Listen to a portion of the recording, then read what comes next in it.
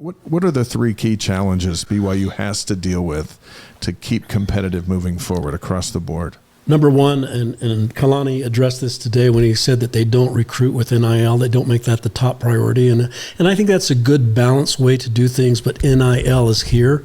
There may be a salary cap coming. There needs to have some control over what's happening. But BYU needs to handle, in football, NIL similar, not maybe the same dollar for dollar as basketball, but we've seen what basketball has done now that they've had some NIL money behind them. Mm-hmm. They're going after the top players in the world, and they're getting them. And so NIL needs to happen. Second, I think you've got to keep guys like Jay Hill, whatever it takes. I mean, you don't have to go crazy, but you better be paying him more than he can get somewhere else as a defensive coordinator, and maybe make it so that his family is so comfortable as a defensive coordinator and assistant head coach that he wants to stay here. You need to get these coaches that you believe in, that are good and being productive and are good recruiters and producing and lifting up and teaching the players. You need to get them paid. Keep them. And shouldn't you, Dick, because now they get, starting next year, I guess, they get a full share of the Big 12 money. Yes. That's so much more than they had. Is there not a responsibility when you are having Big 12 money and there's NIL money coming in and all that, to pay your coaches at least scale or benchmark wages in the league? Yeah, so you need to bring that up, and I think that's a good time to do it when you get that full thing. And I think we're talking about support stuff. We've seen a tremendous increase in BYU's strength and conditioning, the output that they're doing now, and how so they're much doing healthier this year so far. Nutrition, the same thing. You see the analysts that you had. You had Gary Anderson here for a while. You've got Chad Kay. Yeah. And some others. It's important. These analysts are so important in what they do in breaking down film and helping and teaching and a lot of stuff during spring and during the two-a-days and then into the weeks between games.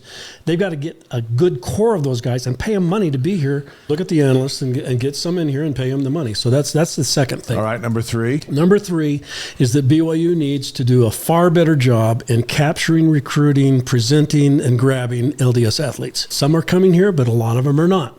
And not everybody wants to come to BYU. Right. A lot of LDS kids that are good LDS kids, they don't want to be here and kind of be babysat again. And they don't want to maybe, I wouldn't say they want to break the honor code, but they want to have the freedom to live the way they want to. They've been under their parents' thumb for their whole life, and they're like, honestly, I want to go to USC. You know what I mean?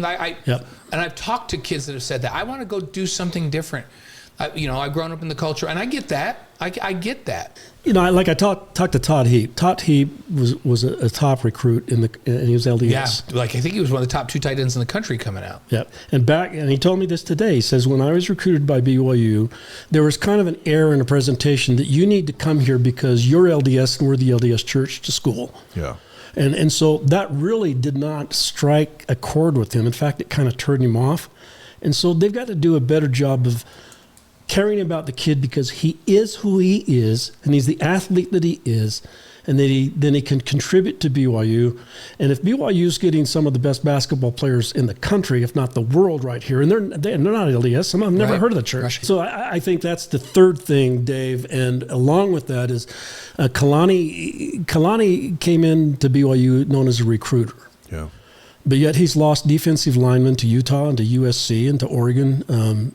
He's lost them for whatever reason. So Kalani, I think, personal challenge to him is that he's got to turn that around and get those defensive linemen wanting to come to BYU. I think if they challenge for the Big 12 title, that goes a long way as doing that.